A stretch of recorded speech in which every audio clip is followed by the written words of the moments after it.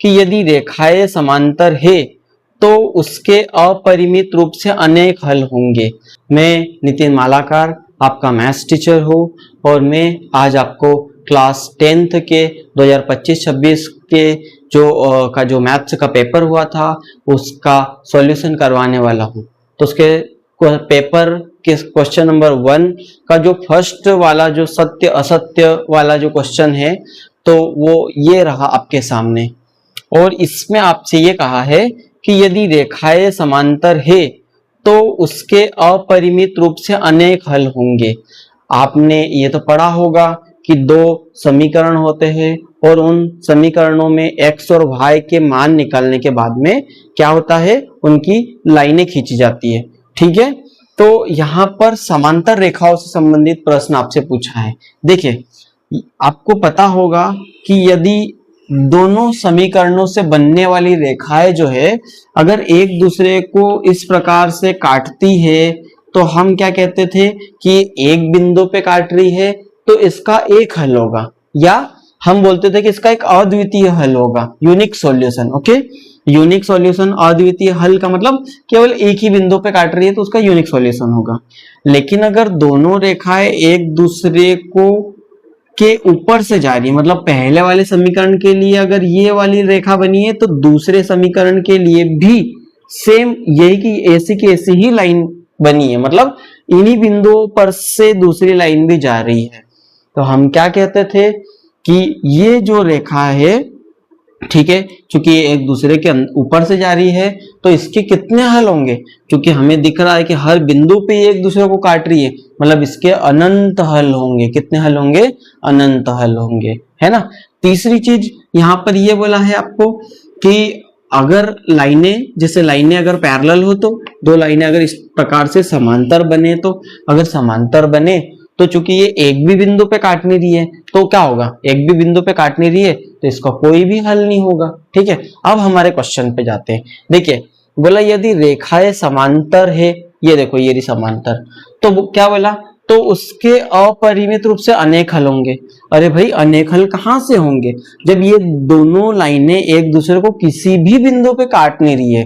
ठीक है, अगर एक बिंदु पे काटती तो हम बोलते एक हल है, अद्वितीय हल होगा। अगर ये एक दूसरे के ऊपर से जाती तो अनंत हल होते।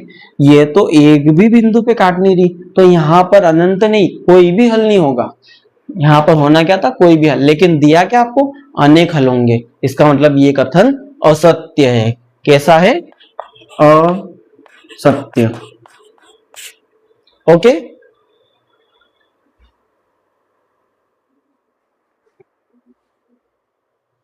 तो दोस्तों दूसरा वाला जो द्विघात समीकरण से संबंधित जो प्रश्न दिया है सत्य असत्य में, वो ये रहा।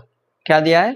द्विघात समीकरण a x square b x plus c, okay, equal to 0 लिखा हुआ है यहाँ पर, इक्वल टू 0।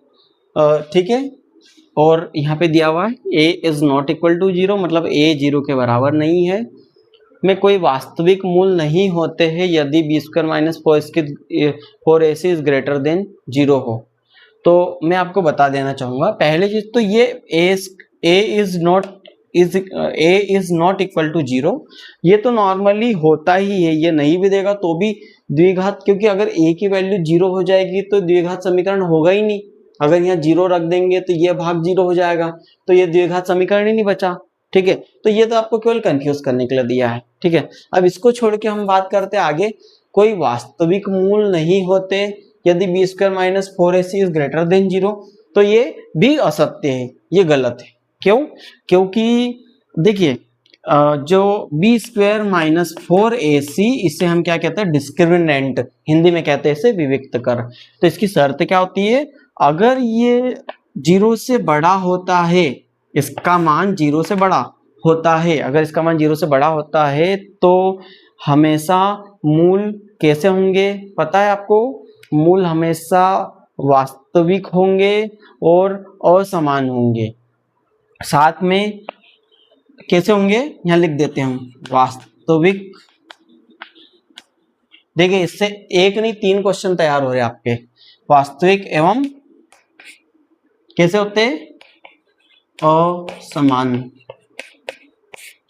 अगर इसका मान बी स्क्वायर माइनस 4ac अगर ये 0 के बराबर होता है, मतलब इस पूरे का मान 0 आ जाता है, तो मूल कैसे होते हैं? वास्तविक होते हैं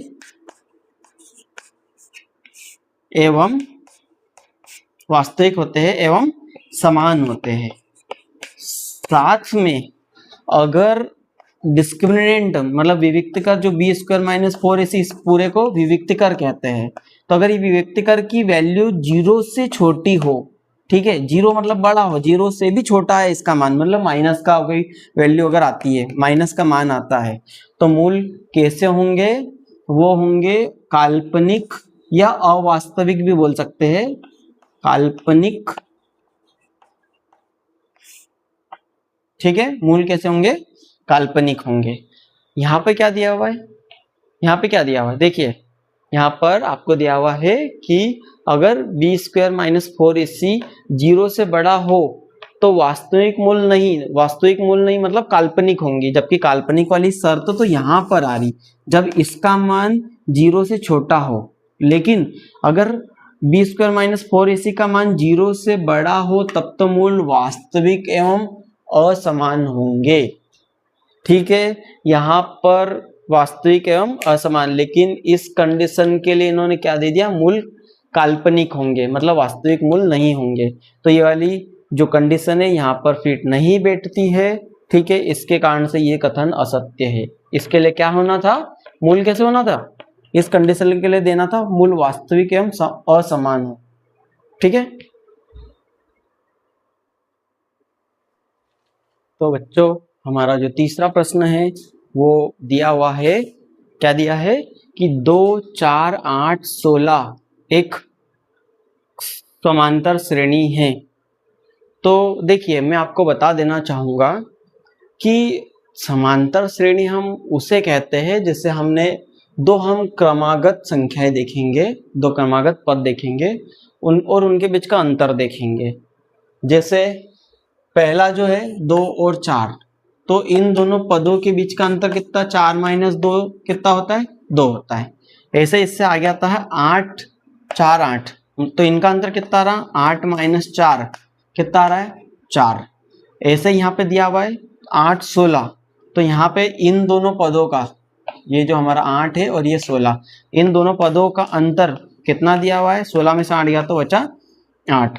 तो देखिए यहाँ पर पहले 2 पदों के बीच का अंतर 2, अगले 2 पदों का अंतर 4, उनसे आगे 2 पदों का अंतर 8। जब भी अंतर असमान अलग अलग होता है, डिफरेंट होता है, तो इसे समांतर श्रेणी नहीं कहा जाता है। तो फिर इसे क्या कहा जाता है? इसे गुणोत्तर श्रेणी कहा जाता है, ठीक है। ये समांतर श्रेणी नहीं है, ये गुणोत्तर श्रेणी है। तो इसका मतलब ये वाला कथन कैसा है? अरे भाई ये वाला कथन भी कैसा है? असत्य है, ठीक है, असत्य। Thank you. तो हमारा नेक्स्ट क्वेश्चन है बच्चों, क्या है?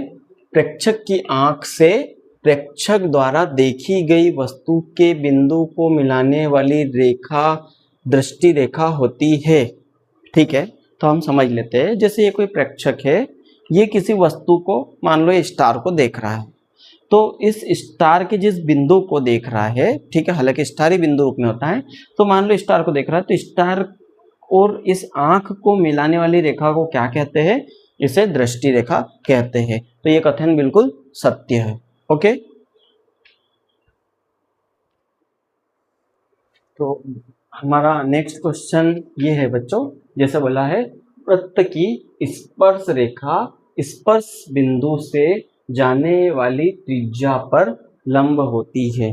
क्या मतलब निकल रहा है इसका? इसका मतलब ये निकल रहा है कि ये जो स्पर्श रेखा है ना, ये स्पर्श बिंदु से जो त्रिज्या जा रही है, त्रिज्या गई स्पर्श बिंदु से होकर, तो इस स्पर्श बिंदु से जो त्रिज्या जा रही है, इस त्रिज्या के ऊपर ये वाली स्पर्श रेखा लंब होती है। लंब मतलब 90 डिग्री का एंगल बनना चाहिए दोनों के बीच में। तो देखिए दोस्तों, बिल्कुल इन दोनों के बीच में 90 डिग्री का एंगल बनेगा ही बनेगा, ठीक है। तो ये कथन बिल्कुल सत्य है, मतलब इस त्रिज्या के ऊपर ये स्पर्श रेखा क्या बनाती है, एक लंब बनाती है। ठीक है, तो ये कैसा कथन है, ये हमारा कथन सत्य है। तो हमारे सत्य असत्य का सबसे लास्ट क्वेश्चन ये रहा, जो 6th वाला है कि किसी घटना की प्रायिकता के लिए P + P = 1, क्या ये सत्य है या असत्य है? आइए हम समझते हैं। देखिए, पहले तो मैं आपको बता देता हूँ कि ये कथन बिल्कुल सत्य है। ठीक है, अब कैसे सत्य है? देखिए, जैसे हम प्रतिशत को, परसेंटेज को हमेशा 100 में से देखते हैं। जैसे अगर मान लो आपका मन आज मूवी देखने का है और आप अगर मान लो थिएटर जाना चाहते हो, अगर थिएटर में आपके जाने की संभावना मान लो 80% है, तो इसका मतलब क्या है, 20% आपके जाने की संभावना नहीं है। और दोनों को अगर हम प्लस कर देंगे कि भाई 80% तो आप जाओगे ही जाओगे, लेकिन हो सकता है 20% हो सकता है कि कुछ कारण ऐसा हो जाए जिसके कारण से आप न जा पाओ, जैसे बारिश हो जाए, है ना, या कई और कारण हो सकते हैं। तो इन दोनों का टोटल कितना आ रहा, 100। ऐसे ही प्रायिकता को, है ना, प्रोबेबिलिटी को हमेशा 1 में से देखा जाता है। 1 में से कैसे? जैसे मान लो कि आपके पास होने की संभावना कितनी है, तो आप बोलोगे कि आपके पास होने की संभावना 0.9 है। तो फिर बची क्या है, बचती है फेल होने की, वो कितनी हो रही, 0.1। ये किस लिए? ये इसके कई कारण हो सकते हैं। हो सकता है एग्जामिनर अच्छा ना आए, एग्जाम जो चेक करने वाला हो, या हो सकता है आपने जो लर्न किए क्वेश्चन वो आपके एग्जाम में नहीं बैठे हो। तो इस तरीके से आपके पास होने की, अच्छा परसेंटेज बनाने की संभावना अगर 0.9 है, तो आपके फेल होने की या कम परसेंट बनाने की संभावना कितनी होगी, 0.1। और इन दोनों का अगर टोटल देखा जाएगा तो कितना होगा, 1। तो इसी तो हमेशा प्रायिकता को 1 में से देखा जाता है। किसी घटना के होने की संभावना 0 कुछ होगी, जैसे 0.5 या 0.6 होगी, तो उसके ना होने की संभावना 0.4 होगी। ठीक है, तो ये होने की संभावना और ये उसके न होने की संभावना, दोनों का योग टोटल कितना होता है, 1 होता है। ठीक है, तो ये कथन भी एकदम सत्य है।